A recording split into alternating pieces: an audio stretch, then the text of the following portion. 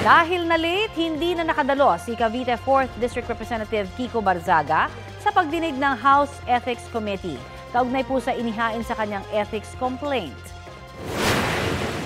Why were you late? We're very busy last night. About? I was just playing games on my computer.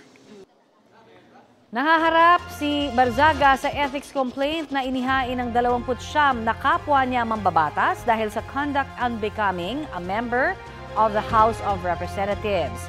Ito'y matapos ang kanyang mga Facebook post na anilay inappropriate o nagpapakita ng kawalang galang sa ilang pampublikong opisyal. Sa pagdinig po ng komite, binuo ang Reconciliation Subcommittee na magsisilbing mediator sa pagitan ng nagreklamo at inirereklamo. Sa ngayon, hindi raw handang makipag-ayos si Barzaga at sinabing dedepensahan niya ang kanyang sarili dahil naniniwala siyang wala siyang nilabag. Ayon naman kay House Deputy Speaker Ronaldo Puno, isa sa mga nagreklamo kay Barzaga na nahaharap din sa ethics complaint na inihain ng Cavite Representative, hindi rin daw siya makikipag-reconciliate.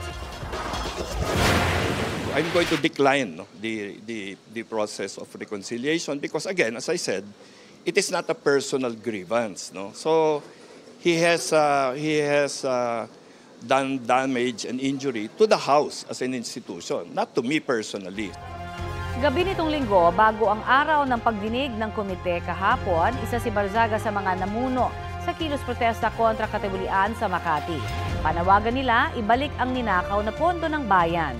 Walang direktang tugon ang palasyo sa protesta pero ayon sa Malacanang, hiling lang daw ng Pangulo ay kung magpoprotesta man, panatilihin itong maayos at naayon sa batas.